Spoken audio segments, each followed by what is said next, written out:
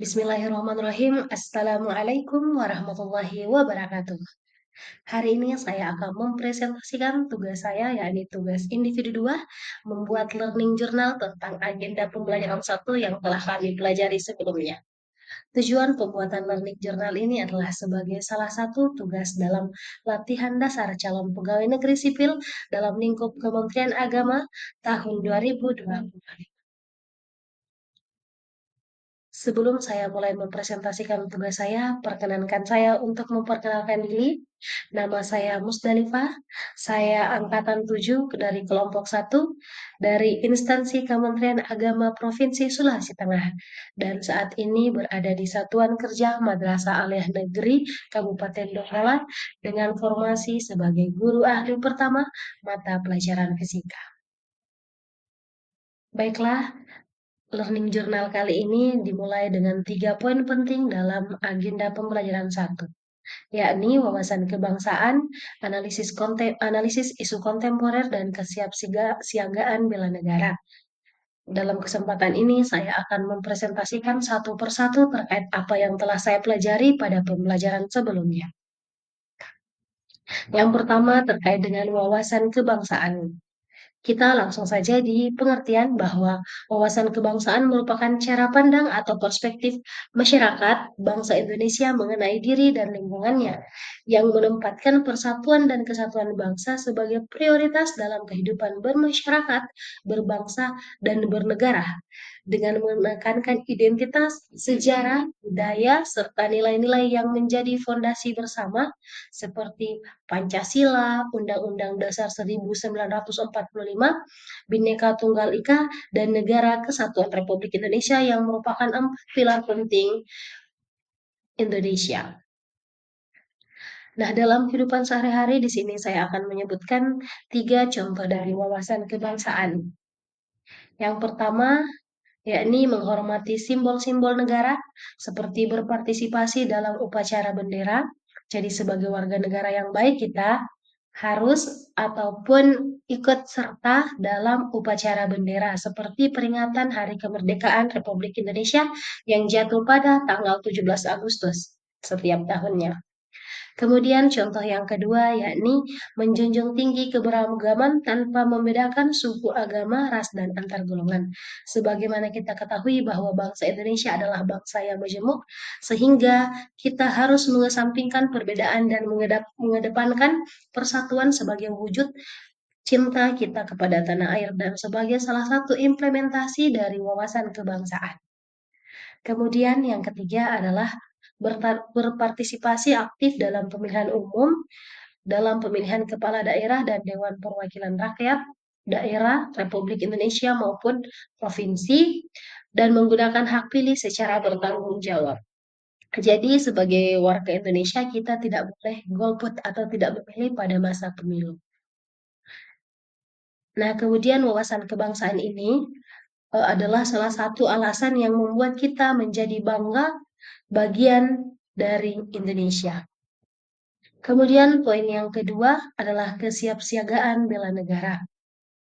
Baiklah, yang pertama terkait persepsi atau pengertian dari bela negara adalah sikap atau perilaku warga negara yang didasari oleh kecintaan terhadap negara kesatuan Republik Indonesia yang tentu saja berpedomankan Pancasila dan Undang-Undang Dasar 1945, yang kemudian perilaku ini akan diimplementasikan dalam membela eksistensi, kedaulatan, dan kelangsungan hidup bangsa serta negara, baik secara fisik dengan melawan ancaman melalui kekuatan militer ataupun berperan langsung ketika dibutuhkan, maupun non-fisik, yakni dapat dilakukan dengan cara berkontribusi membangun bangsa melalui bidang pendidikan, sosial, moral, dan kesejahteraan, atau bidang apapun yang kita tekuni atau yang dapat kita lakukan. Jadi, membela negara tidak semata-mata tentang perang, tidak semata-mata membela negara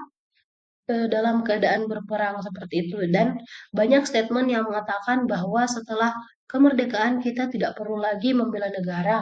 Padahal bela negara itu adalah dapat terus dilakukan dengan senantiasa meninggikan nasionalisme kita terhadap bangsa Indonesia. Nah, adapun 3 contoh dalam kehidupan sehari-hari terkait kesiapsiagaan bela negara, yakni yang pertama, sebagai warga negara Indonesia yang baik, tentu saja kita mengamalkan nilai-nilai Pancasila dalam berkehidupan di Negara Kesatuan Republik Indonesia. Yang kedua, kita harus taat dan patuh pada aturan hukum serta norma-norma yang berlaku di masyarakat. Jadi kita sebagai warga Indonesia tidak saja berkewajiban untuk taat dan patuh pada hukum yang tertulis, tetapi kita juga harus sesuai berkelakuan sesuai dengan norma-norma yang ada di masyarakat. Kemudian yang ketiga dapat diwujudkan dengan menggunakan produk dalam negeri dan berpartisipasi aktif dalam membangun ekonomi bangsa. Kemudian salah satu wujud bela negara yang sangat lekat saat ini adalah mengimplementasikan bela negara di era digital. Nah, yaitu dapat dilakukan dengan memotong mata rantai berita hoax, kemudian kita dapat melakukan filter terkait konten-konten yang kita saksikan atau hiburan yang kita tonton, sehingga kita tidak dapat dengan mudah menerima nilai-nilai luar yang tidak sesuai dengan ideologi Pancasila dan Undang-Undang Dasar Negara Republik Indonesia. Nah, kemudian kita juga sebagai warga negara yang baik dapat berpartisipasi aktif dan turut serta berkampanye tentang bela negara melalui media sosial. Nah, kemudian yang ketiga ada materi inti yakni analisis isu kontemporer, yakni isu ya ini kegiatan mengkaji, menelaah atau mengevaluasi isu-isu atau permasalahan yang terjadi saat ini. Isu kontemporer merupakan peristiwa atau fenomena modern yang relevan, nyata, dan tengah menjadi perbincangan atau perhatian Republik, baik di tingkat lokal, nasional, maupun global.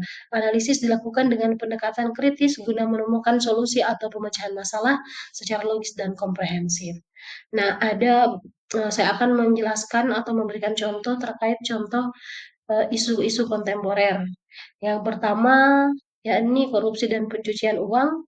Yang kedua, ada penyalahgunaan narkoba dan zat adiktif yang berbahaya.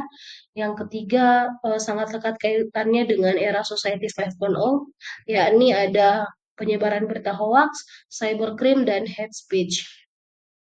Nah, adapun untuk menganalisis isu-isu yang terjadi digunakan uh, analisis APKL, yaitu singkatan dari aktual, problematik, halayak, dan layak. Kemudian yang kedua, teknik analisis isu yang telah diajarkan adalah teknik USJ atau U untuk urgency, S untuk seriousness, G untuk growth. Nah, kemudian untuk menganalisis hubungan atau sebab akibat dari suatu isu dapat digunakan analisis yang disebut dengan analisis wishbone. Nah, di mana penyebab ini dapat dilihat melalui 6 aspek, yakni man, method, material, measurement, environment, and machine. Sehingga sebab dari suatu isu dapat ditelaah secara satu persatu dan secara terperinci. Terima kasih. Itulah yang dapat saya presentasikan terkait tugas saya. Saya mengucapkan terima kasih kepada para pendengar atau para penonton yang telah menyaksikan uh, video saya ini. Saya ucapkan terima kasih sekali lagi. Saya akhiri. Assalamualaikum warahmatullahi wabarakatuh.